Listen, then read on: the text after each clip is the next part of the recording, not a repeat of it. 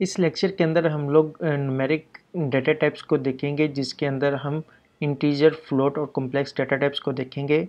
इनका क्यों इस्तेमाल होता है और क्यों हम लोग इन्हें यूज़ करते हैं, इसे हम प्रोग्राम के ज़रिए भी देखेंगे।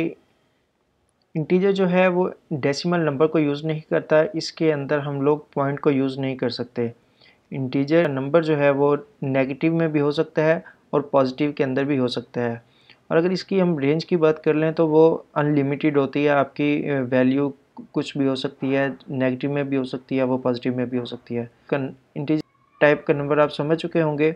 ऐसा नंबर जो कि होल नंबर होगा, नेगेटिव और पॉजिटिव में हो सकता है और इसकी रेंज जो है वो अनलिमिटेड होती है। इसके बाद अगर हम बात करें कि फ्लोट डेटा टाइप की, तो इसे हम डेसिमल नंबर भी कहते हैं। इसे हम पॉइंट के साथ यूज़ करते हैं। इसकी वैल्यू जो है वो नेगेटिव में भी हो सकती है, इस पॉजिटिव में भी हो सकती है और रेंज जो है वो भी अनलिमिटेड होती है। अब हम बात कर लें कॉम्प्लेक्स डेटा टाइप की कि कॉम्प्लेक्स डेटा टाइप क्या होती है। जब कॉम्प्लेक्स डेटा टाइप की बात आती है तो यहाँ पर हम लोग इमेजिनरी नंबर की बात करते हैं। हम जब भी किसी इंटीजर के साथ या फ्लोट के साथ वेरिएबल जे लगाएंगे तो ये नंबर कॉम्प्लेक्स डेटा टाइप का हो जाएगा। तो तीन किस्म की डाटा टाइप्स न्यूमेरिक की हैं, हमने देखी। हम किसी भी नंबर की टाइप को चेंज कर सकते हैं, जैसे कि इंटीजर को फ्लोट में, फ्लोट को इंटीजर में कन्वर्ट कर सकते हैं। लेकिन यहाँ एक बात माइंड में रखनी है, हम लोग जो कॉम्प्लेक्स डेटा टाइप होगी उसे इंटीजर या फ्लोट के अंदर तब्दील नहीं कर सकते। इस सारे प्रोसेस को हम लोग टाइप कास्टिंग बोलते हैं। टाइप कास्टिंग मीन्स एक डाटा टाइप को दूसरी डाटा टाइप के अंदर कन्वर्ट करना। हमें टाइप कास्टिंग की ज़रूरत कहाँ पड़ती है। फॉर एग्ज़ाम्पल अगर मैं कहूँ कि मैंने एक इनपुट ली यूज़र से कि आप मुझे अपनी एज बता दें, तो जब उसने एज अपनी एंटर की तो वो फ्लोट नंबर था, लेकिन हमें जो है वो इंटीजर के अंदर उसकी जो एज चाहिए। तो हम क्या करेंगे, पीछे टाइप कास्टिंग कर देंगे और जिससे कि अगर वो फ्लोट भी ऐड करेगा, हमारी जो टाइप कास्टिंग हमारा जो कोड है वो उसे इंट में कन्वर्ट करके बाद में डाटा बेस के अंदर स्टोर करवा देगा। हम चलते हैं वी एस कोड की तरफ और देख लेते हैं हम किस तरह से इन्हें डिफ़ाइन करते हैं, इंटीजर, फ्लोट और कॉम्प्लेक्स नंबर को। सबसे पहले हम लोग इंटीजर टाइप को देख लेते हैं। इंटीजर फॉर एग्जांपल मैंने यहाँ पे x इज़ इक्वल टू 15 रखा। तो पाइथन के अंदर क्या होता है कि ये रन टाइम के ऊपर इसकी जो डाटा टाइप है उसे डिफ़ाइन कर देता है। जैसे ही मैं इसे रन करूँगा और प्रिंट करवाऊँगा कि मुझे टाइप x की बता दे, तो वो मुझे इंटीजर जो है वो रिटर्न करेगा। इसने मुझे इसकी जो क्लास बताई है वो है इंटीजर की। इसी तरह से अगर हम देखें कि फ्लोट की डाटा टाइप, उसमें मैंने y इज़ इक्वल टू 15.3 रखा और जैसे ही मैंने इसे रन किया तो इसने मुझे 15.3 की जो डाटा टाइप है वो मुझे बता दी है फ्लोट। ये डेसिमल के अंदर था, इसलिए इसने इसकी जो डाटा टाइप है वो फ्लोट बता दी हमें। उसके बाद थर्ड जो है वो कॉम्प्लेक्स की आ जाती है। मैंने आपको बताया था कि एक इंटीजर या फ्लोट के साथ अगर आप एक वेरिएबल लगा देंगे जे का, तो वो उसकी जो डाटा टाइप होगी कॉम्प्लेक्स खुद ही डिफ़ाइन कर देगा। अगर मैं इसे रन करता हूँ तो आप देखेंगे कि इसकी जो डाटा टाइप हमारे पास जो क्लास आएगी वो कॉम्प्लेक्स की आ जाएगी। ये आप देख सकते हैं।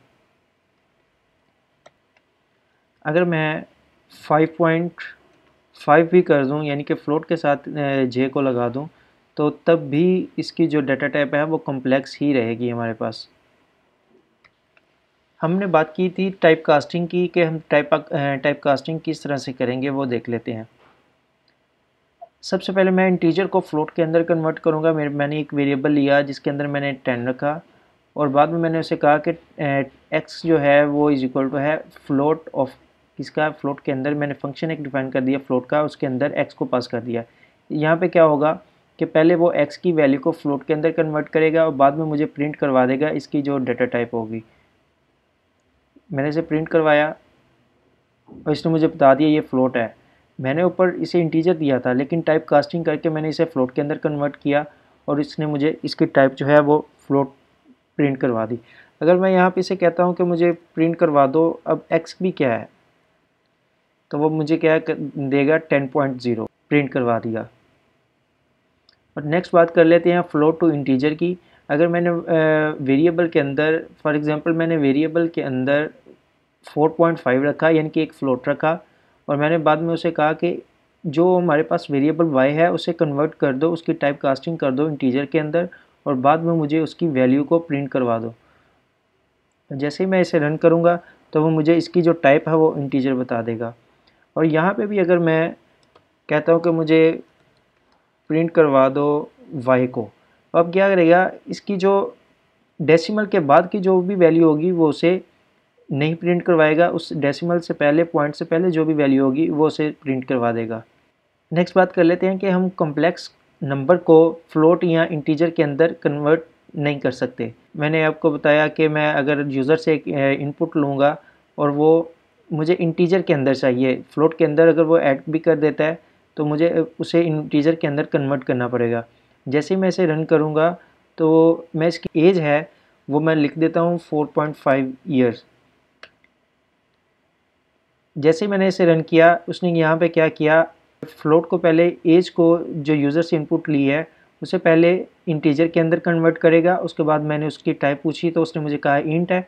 मैंने ऊपर 4.5 या 4.4 आई थिंक एंटर किया था, तो उसने क्या किया, डेसिमल से पहले वाली मुझे दे दी, बाकी सारी उसने मिस कर दी क्योंकि मैंने इसे फ्लोट से इंटीजर में कन्वर्ट किया हुआ है। अब अगर मैं कह देता हूँ कि मैंने जो मेरे पास कॉम्प्लेक्स नंबर है उसे मैं इंट के अंदर कन्वर्ट करना चाहता हूँ, तो क्या ये करेगा, यही हम कंफर्म कर लेते हैं। हमें ये एरर थ्रो करेगा कि आप लोग जो इंटीजर दे रहे हो इसकी जगह आप स्ट्रिंग को यूज़ कर सकते हो, लेकिन इंट को यूज़ नहीं कर सकते कॉम्प्लेक्स नंबर को टाइप कास्टिंग करने के लिए। अगर मैं यहाँ पे स्ट्रिंग कर देता हूँ तो क्या करेगा, उसकी डेटा टाइप जो है जी की, उसे क्या कर देगा, स्ट्रिंग में कन्वर्ट कर देगा।